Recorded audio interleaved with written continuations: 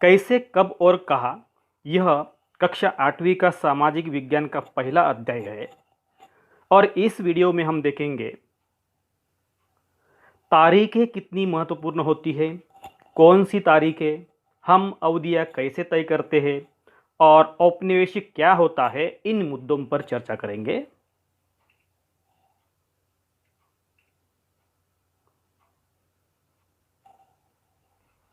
बच्चों, तारीखें कितनी महत्वपूर्ण होती है। एक जमाना था कि इतिहासकार तारीखों के जादू में ही खोए रहते थे और उसमें विभिन्न प्रकार की बातों का जिक्र या चर्चा की जाती थी, जैसे कि राजा की ताजपोशी कब हुई, कब कौन सा युद्ध लड़ा गया। और इन ऐसी घटनाओं पर गर्मा गर्म बहसें भी चलती थी और इतिहास के बारे में आम समझ ये भी थी कि इतिहास मतलब तारीखों का जखीरा, ऐसा माना जाता था। और ऐसे भी कहते थे कि इतिहास तो बहुत उबाऊ है, तारीखें रटते चले जाओ, इसके अलावा कुछ नहीं है। लेकिन यह धारणा बिल्कुल गलत है, क्योंकि इतिहास ऐसा विषय है जहाँ से हम अतीत में क्या हो गया है इससे हम सबक ले सकते हैं, कुछ सीख सकते हैं। और इसीलिए हम इतिहास को केवल उबाऊ नहीं है, लेकिन उसका महत्व केवल पढ़ने से ही पता चलता है। इतिहास अलग अलग समय पर आने वाले बदलावों के बारे में बताता है और इसका संबंध इस बात से भी है कि अतीत में चीज़ें किस तरह की थी और उनमें क्या बदलाव आए। और जैसे ही हम अतीत और वर्तमान की तुलना करते हैं तो हम समय का जिक्र करते हैं। अतीत में हम रोज़मर्रा ज़िंदगी के भी सवाल उठाते हैं और ऐतिहासिक सवाल भी उठाते हैं। और जब हम सोचने के लिए कुछ सवाल करते हैं और तो वो हमें सोचने के लिए प्रेरित कर देते हैं। और इतिहास में किस बातों का जिक्र होता है? युद्ध, बड़ी घटनाओं का वर्णन, राजा महाराजाओं का राज्याभिषेक, उनकी नीतियों की चर्चा की जाती थी। इस आकृति में देखिए, जब हम इतिहास की बात करते हैं तो इतिहास एक समय के बारे में बताया जाता है और समय में हमेशा परिवर्तन होते रहता है।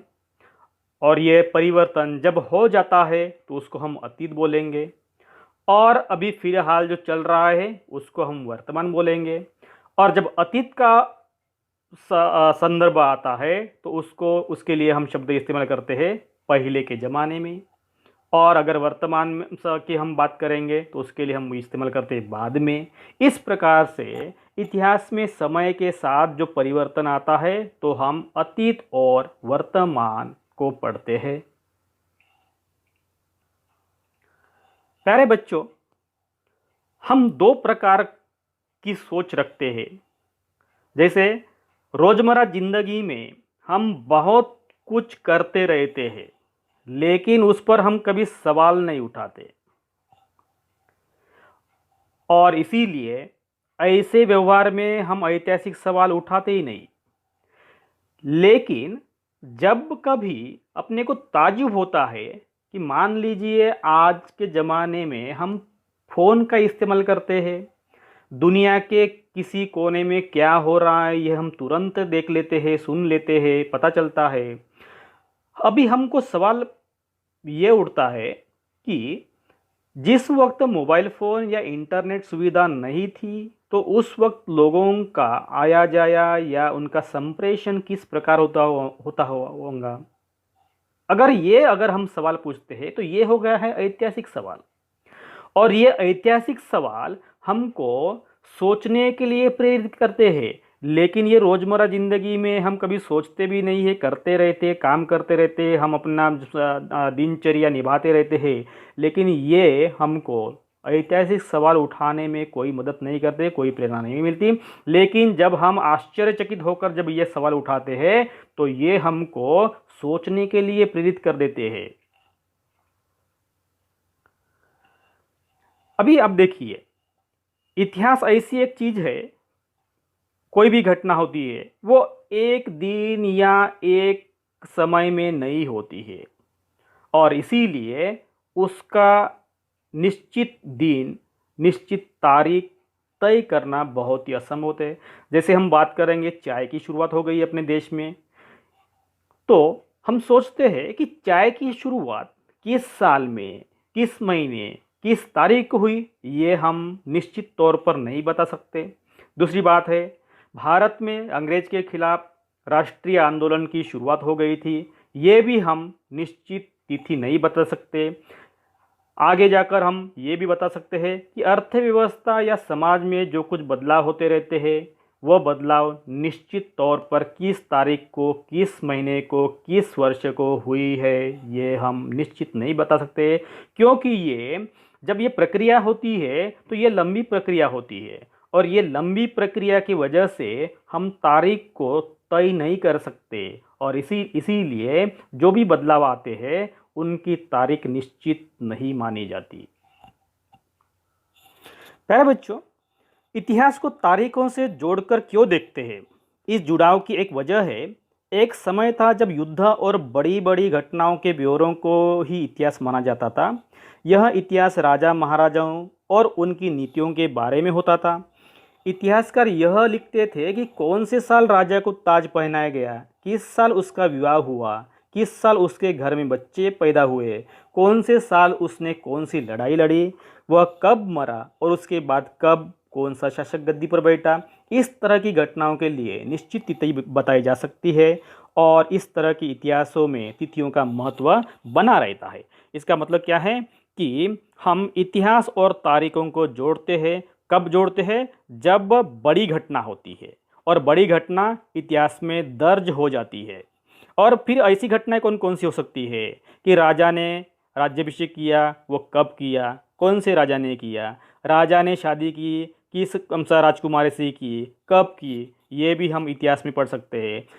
एक आधे राजा ने कौन सी लड़ाई लड़ी, उस लड़ाई का निर्णय क्या हुआ था, ये भी हम पढ़ सकते हैं। और चौथी बात है, राजा के मरने के बाद उसका उत्तराधिकारी कौन हुआ, उसके बाद कौन राजा बना, इस तरह के घटनाओं को हम इतिहास में पढ़। अभी आप ये एक चित्र देखिए, यह चित्र है ब्राह्मण ब्रिटानिया को शास्त्र भेंट कर रहे हैं। ये ब्राह्मण है और ये ब्रिटानिया है, इसको एक शास्त्र भेंट कर रहे हैं। और यह चित्र जेम्स रेनेल नामक चित्रकार ने निकाला है। और रॉबर्ट, एक्चुअली क्या हुआ था, रॉबर्ट क्लाइव ने रेनेल को हिंदुस्तान के नक्शे तैयार करने का काम दिया था। रॉबर्ट क्लाइव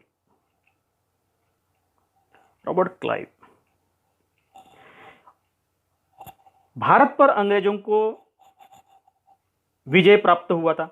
भारत पर अंग्रेजों की विजय के समर्थक रेनेल को वर्चस्व स्थापित करने की प्रक्रिया में नक्शे तैयार करना बहुत महत्वपूर्ण लगता था। और इस तस्वीर में यह दिखाया गया है कि भारत के लोग, ये भारतीय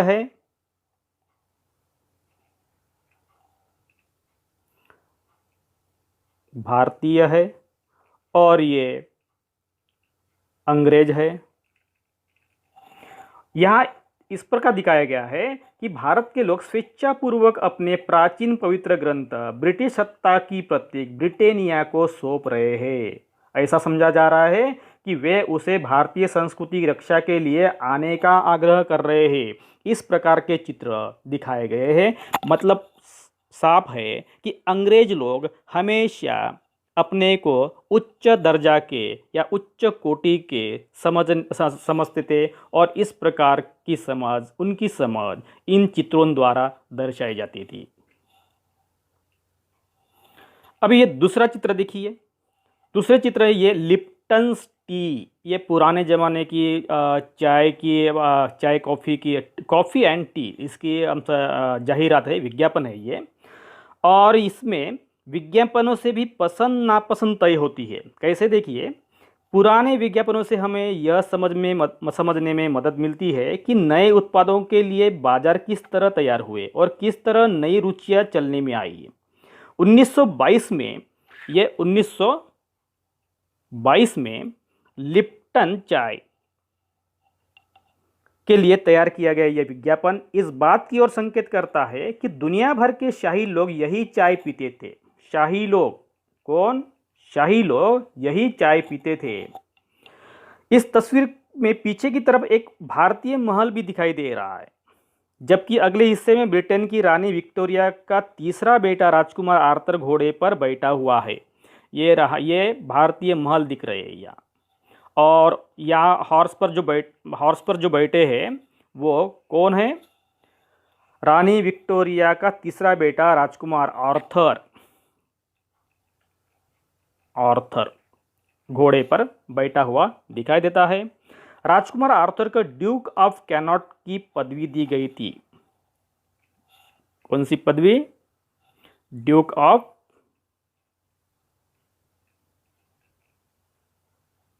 कैनॉट, ये पदवी दी गई थी। वो राजकुमार था, रानी विक्टोरिया का तीसरा बेटा था और उसको ड्यूक ऑफ कैनॉट की पदवी दी गई थी। आगे देखते हैं कौन सी तारीख है यह मुद्दा है। कुछ तारीखों को महत्वपूर्ण मानने का पैमाना क्या होता है, यह क्वेश्चन है। हम जो तारीखें चुनते हैं, जिन तारीखों के इर्द गिर्द हम अतीत की कहानी बुनते हैं, वे अपने आप में इतिहास में महत्वपूर्ण नहीं होती।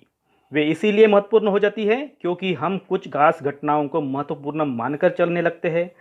अगर अध्ययन का विषय बदल जाता है, अगर हम नए मुद्दों पर ध्यान देने लगते हैं, तो महत्वपूर्ण तारीखें भी बदल जाती है। अभी आप इधर यहां देखिए कि महत्वपूर्ण तारीखें कब बनती है? जब कोई महत्वपूर्ण घटना होती है और अध्ययन का विषय अगर बदल जाता है और नए मुद्दों पर ध्यान चला जाता है, तो महत्वपूर्ण तारीखों में भी बदलाव आ जाता है। उदाहरण के लिए हम देखेंगे गवर्नर जनरल का कार्यकाल। अभी यहां कैसा कैसा बदल आता है देखिए। कुछ खास घटनाओं को हम महत्वपूर्ण मानकर चलते हैं और हर एक गवर्नर जनरल काल महत्वपूर्ण होता है। तारीखों का महत्व इन अधिकारियों के उनकी गतिविधियों, नीतियां, उपलब्धियों के आधार पर ही तय होता था। और इतिहास को हम अध्याय में बांटते हैं, इसका कारण देखिए। पहली बात है सामंजस्य रह सके, उसको आसानी से समझा जा सके और उसको आसानी से याद रखा जा सके। इसीलिए हम इतिहास को अध्यायों में या उसको कालखंडों में बांटते हैं। इस आकृति को देखिए, इतिहास को हम अध्यायों में क्यों बांटते हैं? पहली बात है, इस एक घटना में एक या एक से ज़्यादा घटनाओं में हम उस सामंजस्य रख सकते, कोऑर्डिनेशन। दूसरी बात है, उसको हम आसानी से समझ सकते हैं। तीसरी बात है, हम घटनाओं को आसानी से याद रख सकते हैं। चौथी बात है, महत्वपूर्ण घटनाओं पर हम जोर दे सकते हैं। और पांचवी बात है कि कुछ बातें ऐसी होती है जिसका मध्यवर्ती बिंदु होता है, एक दौर की खासियत और उसके केंद्रीय तत्व को पकड़ने में आसान हो जाता है, और इसीलिए हम इतिहास को अध्यायों में बांटते हैं। यहाँ आपके लिए भारत के गवर्नर जनरल की लिस्ट दी गई है, जहाँ से वॉरेन हेस्टिंग्स से शुरुआत होती है। Cornwallis, Wellesley, George Barlow, Lord Minto, Warren Hastings, Lord Amherst, William Bentinck, sir Charles Metcalfe, Lord Auckland, Lord Ellenborough, Lord Hardinge, Lord Dalhousie, इस तरह के गवर्नर जनरल है। और हर गवर्नर जनरल का कार्यकाल विशिष्ट रूप से प्रसिद्ध रहा है। उनकी उपलब्धियां, उनकी नीतियां, उनकी योजनाएं, उनका प्रभाव, उनके निर्णय, इन सभी का इतिहास पर प्रभाव हुआ है। और इसीलिए हर गवर्नर जनरल का कार्यकाल निश्चित ही इतिहास में महत्वपूर्ण नजर आता है। बच्चों, यहाँ कुछ हम गवर्नर जनरल के कार्यकाल की बात करते हैं। वॉरेन हेस्टिंग्स, जिसका कार्यकाल है 1772 से लेकर 1785 तक।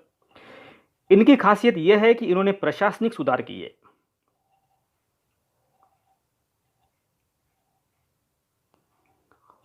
भूमिकर सुधार किए, न्यायिक सुधार किए, वाणिज्य संबंधी सुधार किए, रेगुलेटिंग एक्ट तथा परिषद के झगड़े इन्होंने सुलझाने की कोशिश की।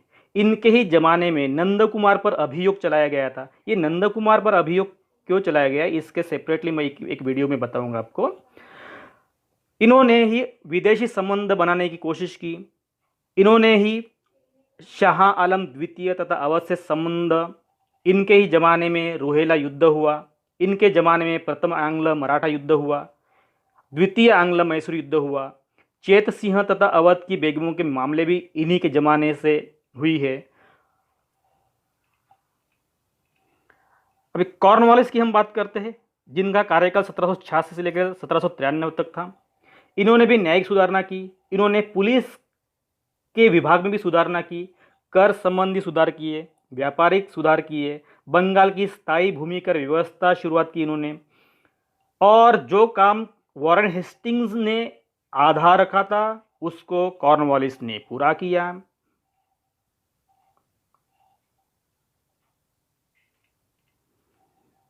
लॉर्ड वेलेस्ली की हम बात करते हैं, जिनका कार्यकाल 1798 से लेकर 1805 तक था।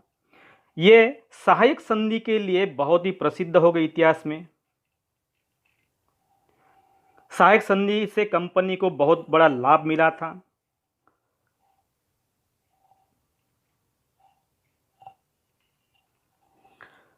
विलियम बेंटिंग की हम बात करते हैं, जिनका कार्यकाल 1828 से लेकर 1835 तक है। इनके ही जमाने में सती तथा अन्य क्रूर प्रथाओं को बंद किया गया, ठगी को कानूनन समाप्त किया गया, सरकारी सेवाओं में भेदभाव का अंत किया गया। समाचार पत्रों के प्रति उन्होंने उदार नीति अपनाई। उन्होंने शैक्षणिक सुधार करने की कोशिश की, न्यायिक सुधार भी करने की कोशिश की। तो इस तरह भारत के गवर्नर जनरल की कारकिर्द हर एक से अलग अलग नजर आती है। ये वॉरेन हेस्टिंग्स है।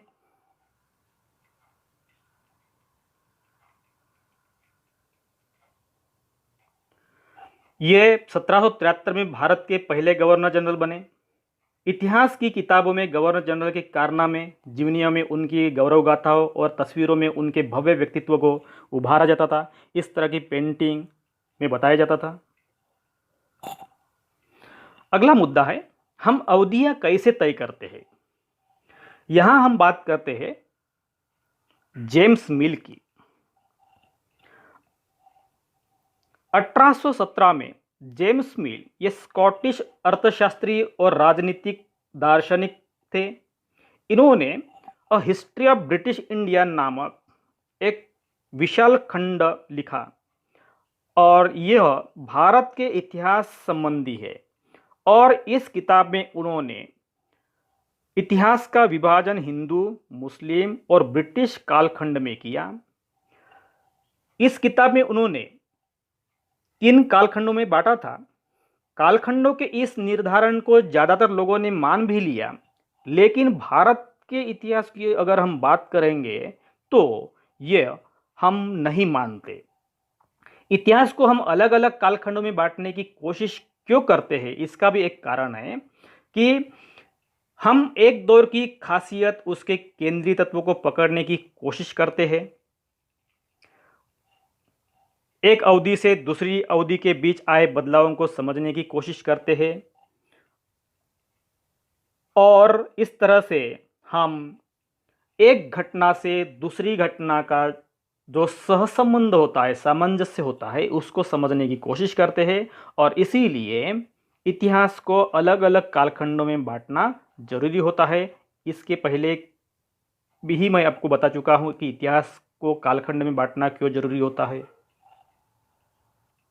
यही मैंने आपको ऑलरेडी बता चुका हूं। जेम्स मिल ने a history of British India किताब लिखी तो उन्होंने भारत के बारे में कुछ सोच रखी है। तो यह सोच क्या है, देखिए। मिल को लगता था कि सारे एशियाई समाज सभ्यता के मामले में यूरोपियन लोगों से पिछड़े हैं और इतिहास के बारे में ये समझदारी थी कि भारत में अंग्रेजों के आने से पहले या हिंदू और मुस्लिम तानाशाहों का ही राज चलता था। मतलब यहाँ लोकतांत्रिक सरकार कभी नहीं थी। उनका कहना था कि चारों ओर केवल धार्मिक बैर, जातिगत बंधने, अंधविश्वास यही फैला हुआ है और इसीलिए भारतीय लोग पिछड़े हैं। मिल की राय में ब्रिटिश शासन भारत को सभ्यता की राह पर ले सकता है अगर यहाँ ब्रिटिश राज करेंगे तो। और इस काम के लिए उसको एक जरूरी बात लगती थी कि भारत में यूरोपीय शिष्टाचार, कला, संस्थानों और कानूनों को लागू किया जाए। जो शिष्टाचार, जो कला, जो संस्थान, जो कानून यूरोप में है। मिल ने यहाँ यह भी कहा, उन्होंने ऐसा सुझाव दिया कि अंग्रेजों को भारत के सारे भूभाग पर कब्जा कर लेना चाहिए ताकि भारतीय जनता को ज्ञान और सुखी जीवन प्रदान किया जा सके। उसका मानना यह भी था कि अंग्रेजों की मदद के बिना हिंदुस्तान कभी प्रगति नहीं करेगा। इस तरह की उसकी सोच थी। अभी सवाल उठता है, क्या इतिहास के किसी दौर को हिंदू या मुसलमान दौर कहा जा सकता है? क्या इन सारे दौरों में कई तरह के धर्म एक साथ नहीं चलते थे? किसी युग को केवल उस समय के शासकों के धर्म के हिसाब से तय करने की जरूरत क्या है? अगर हम ऐसा करते हैं तो इसका मतलब यह होता है कि औरों के जीवन और तौर तरीकों का कोई महत्व नहीं होता। हमें याद रखना चाहिए कि प्राचीन भारत में सारे शासकों का भी एक धर्म नहीं होता था और इसीलिए हम इतिहास को केवल हिंदू कालखंड, मुस्लिम कालखंड या ब्रिटिश कालखंड के तौर पर नहीं पढ़ेंगे। अंग्रेजों द्वारा सुझाए गए वर्गीकरण से अलग हटकर इतिहासकार भारतीय इतिहास को आमतौर पर प्राचीन, मध्यकालीन तथा आधुनिक कालखंड में बांटकर देखते हैं। इस विभाजन की भी एक समस्या है। अभी यह समस्या क्या है देखिए, इतिहास को अगर हम प्राचीन, मध्यकालीन और आधुनिक कालखंड में बांटने से क्या होगा, यह जो समझ आई है यह पश्चिमी से आई है। पश्चिम में आधुनिक काल को विज्ञान, तर्क, लोकतंत्र, मुक्ति और समानता जैसी आधुनिकता की ताकतों के विकास का युग माना जाता है। उनके लिए मध्यकालीन समाज वे समाज थे जहां आधुनिक समाज की विशेषताएं नहीं थी। पश्चिम में आधुनिक काल को विज्ञान, तर्क, लोकतंत्र, मुक्ति और समानता जैसी आधुनिकता की ताकतों को विकास का युग माना जाता है। लेकिन मध्यकालीन समाज में ये कोई भी तत्व मौजूद नहीं थे। आप देख रहे हैं यहाँ प्राचीन युग, मध्यकालीन युग, आधुनिक युग। आधुनिक युग में विज्ञान, तर्क, लोकतंत्र, मुक्ति, समानता जैसे तत्व पाए जाते हैं। इन तत्वों का अभाव यहाँ दिखाई देता है और जो तत्व मध्यकालीन इतिहास में दिखाई देंगे वो तत्व प्राचीन इतिहास में नहीं दिखाई देंगे। तो ये हो गया तीनों कालखंडों में फर्क। लेकिन एक बात तय है कि भारतीय आधुनिक इतिहास को बहुत सारे इतिहासकार औपनिवेशिक इतिहास मानते हैं। बच्चों, इसके पहले हम औपनिवेशिक शब्द का इस्तेमाल किया है, तो यह औपनिवेशिक क्या होता है? अंग्रेजों ने हमारे देश को जीता और स्थानीय नवाबों और राजाओं को दबाकर अपना शासन स्थापित किया। उन्होंने अर्थव्यवस्था व समाज पर नियंत्रण स्थापित किया। अपने सारे खर्चों को निपटाने के लिए राजस्व वसूल किया। अपनी जरूरत की चीज़ों को सस्ती कीमत पर खरीदा। निर्यात के लिए महत्वपूर्ण फसलों की खेती कराई। और इन सारी कोशिशों के कारण यहाँ बदलाव आ गए। कौन कौन से बदलाव आए?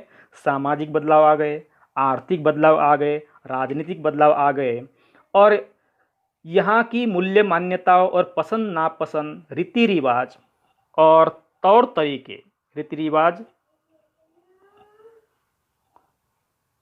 तौर तरीकों में बदलाव आए। अभी औपनिवेशिक की व्याख्या देखिए कि जब एक देश पर दूसरे देश के दबदबे से इस तरह के राजनीतिक, आर्थिक, सामाजिक और सांस्कृतिक बदलाव आते हैं तो इस प्रक्रिया को हम औपनिवेशीकरण कहेंगे। इसी को बोलेंगे हम औपनिवेशीकरण। बच्चों, आज का अध्याय हम यही समाप्त करते हैं। इसी अध्याय का अगला हिस्सा हम नेक्स्ट वीडियो में देखेंगे।